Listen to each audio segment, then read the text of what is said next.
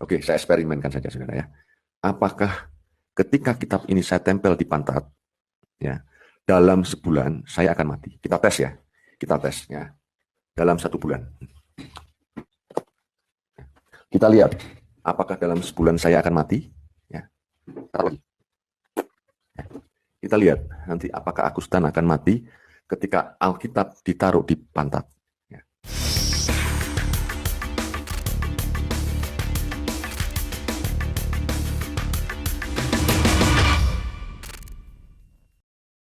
Udah nonton kan video tadi? Gue lihat video ini beredar di media sosial. Nggak tahu ini kapan dipostingnya. Isinya ada seorang mu'alaf. Mu'alaf itu adalah orang yang di luar Islam, kemudian dia masuk Islam. Namanya Agustan. Dan di video itu, ia kayak melecehkan Alkitab. Kitab sucinya umat Kristen. Maaf, kitab suci itu ditaruh di bokongnya. Agus kayak menantang di video itu. Jika benar ada kekuatan dari Alkitab ini, maka dalam sebulan dia akan menerima akibatnya. Dia menantang itu maksudnya ingin mengatakan bahwa Alkitab ini nggak punya kekuatan apa-apa. Tapi bukan itu sebetulnya yang dimaksud. Kelakuannya justru melecehkan kitab suci karena logika dia nggak apa-apa memperlakukan sebuah kitab suci dengan cara kampungan seperti itu. Agustan ini memang seorang mu'alaf. Video-videonya banyak beredar di YouTube Mu'alaf Center. Kabarnya dulu ia beragama Kristen, tapi Agus tergolong mu'alaf yang lebay. Seperti kebanyakan mu'alaf lebay lainnya, kerjanya selalu melecehkan agama lamanya, menjelek-jelekan agama lamanya. Untuk apa? Untuk menyatakan diri bahwa ia sekarang sudah lebih beriman kepada agama barunya. Artinya, dari sisi pondasi menurut gue ya, para mu'alaf lebay yang sering melecehkan agama lamanya ini sebetulnya ia nggak pernah bisa move on. Move on maksudnya nggak pernah bisa menghilangkan agama lamanya dalam dirinya. Ia akan terus terobsesi seperti Agus terobsesi dengan Alkitab. Terus kemudian ia menjelek-jelekan agama lamanya. Buat apa? Agar dianggap sudah lebih Islami daripada orang Islam sendiri. Makanya belum lama jadi mu'alaf karena Agus dianggap lebih Islami dengan cara menjelek-jelekan agama lain, Agus langsung dinobatkan sebagai ustadz. Sama seperti para mu'alaf lebay lainnya, tiba-tiba jadi ustadz. Isi khotbahnya ya apalagi kalau bukan membanding-bandingkan Islam sebagai agama barunya dengan agama lamanya sambil mencaci maki dan melecehkan, sama persis seperti kelakuannya Agus. Sebagian orang seneng mendengar gaya Agus kayak gini. Rasa-rasanya ya menurut mereka kalau mendengar orang atau seorang mu'alaf bercerita tentang pengalaman masa lalunya sambil mencaci maki agama yang pernah dianutnya, para pendengarnya merasa bahwa itulah bukti kebenaran Islam, itulah bukti kebenaran agamanya. Padahal ya, agama kan bukan parpol yang berebut mencari pengikut. Kebenaran tidak dilihat dari seberapa banyak orang yang pindah masuk ke agama tersebut. Kebenaran mestinya terlepas dari orang-orang sejenis Agustan ini. Kebenaran berdiri sendiri, kebenaran tidak harus berkurang atau bertambah ketika ada orang yang meyakininya. Dia terlepas dari itu semua. Justru sikap Agustan dan para mu'alaf lebay yang dengan enteng melecehkan agama lamanya menunjukkan ia sama sekali tidak menemukan kebenaran apa-apa dalam proses pindah agamanya. Agama baru yang dianutnya justru dirusak oleh kelakuan sejenis ini. Tapi mungkin bukan soal kebenaran yang benar-benar dicari para mu'alaf lebay itu. Mungkin saja ini menyangkut soal eksistensi dirinya, dan eksistensi ini korelatif dengan pendapatan. Mungkin saja orang sejenis Agustan tidak bisa eksis di agama lamanya. Nah, karena nggak bisa eksis itulah ia kemudian mengkapitalisasi agama barunya Karena dia sebagai seorang mu'alaf dan diakui orang pindah agama, maka dia mengkapitalisasi posisi itu. Ketika di agama lamanya dia tidak bisa eksis, dan saat menjadi mu'alaf itu berbeda, apalagi mu'alaf yang lebay yang berani melecehkan agama lamanya, ia akan diundang berceramah.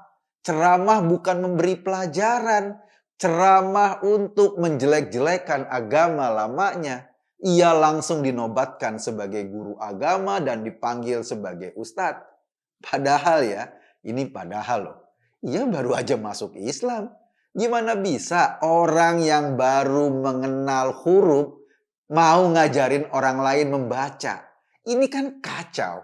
Cara berpikir seperti ini yang sering kali dihinggapi oleh sebagian umat Islam. Dan melihat kelakuan Agustan, saya rasa dia tidak ada manfaatnya sama sekali untuk nama baik agama baru yang dianutnya. Justru ia mencoreng nilai Islam itu sendiri. Saya kadang bertanya, ketika melihat videonya Agus, gue tanya, apa sebelum masuk Islam Agus pernah melecehkan kitab suci agama yang lain? Apa sebelum masuk Islam Agus pernah menaruh di bokong kitab suci agama-agama yang lain? Gua nggak tahu.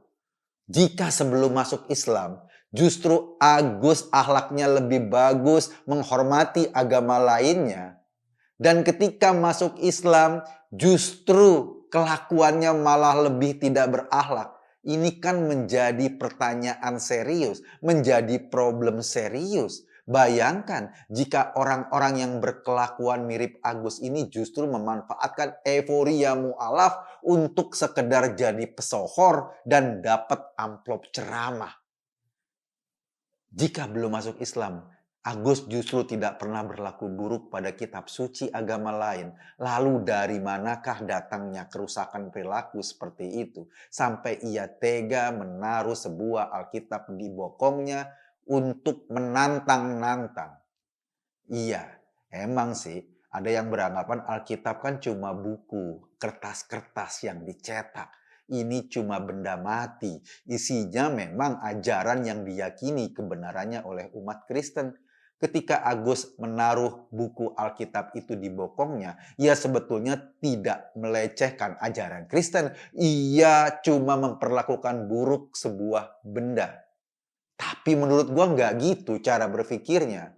Gue juga pernah nulis buku. Kalau ada orang yang naruh buku gue di bokong sambil menghina-hina, gue pasti tersinggung.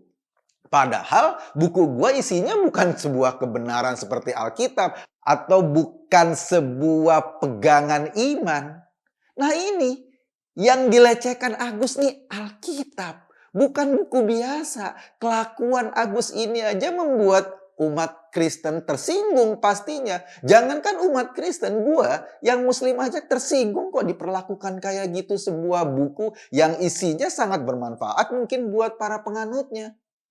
Gue tersinggung karena kok ada orang seperti Agus ini, bahkan untuk buku biasa saja, yang isinya pengetahuan biasa atau bahkan novel, kelakuan ini udah nggak pantas, apalagi untuk sebuah Alkitab. Tapi ya barangkali ketika ada umat atau pendengarnya yang suka mendengarkan keburukan agama lain, orang-orang seperti Agus ini akan terus bermunculan. Para mu'alaf lebay yang kerjanya selalu menjelek-jelekan agama lamanya. Dan itu tidak ada manfaatnya sama sekali bagi kehidupan kita. Apakah itu memberi manfaat umat Islam? Ya enggak. Enggak sama sekali. Kelakuan Agus sekali lagi justru mencoreng Islam sebagai agama akhlak. Sebab sesungguhnya para nabi kan diturunkan di bumi untuk memperbaiki perilaku manusia. Tapi bagi Agus, setelah ia masuk Islam, akhlaknya malah makin hancur. Masa ia mau dibilang sebagai pengikutnya Nabi? Ya nggak benar. Sesungguhnya dia cuma cari sensasi. Mungkin agar besok dapat undangan ceramah lagi. Gua nggak tahu. Tapi yang pasti kelakuan-kelakuan seperti ini sangat menghina kita sebagai umat beragama apapun agama kita. Karena apa?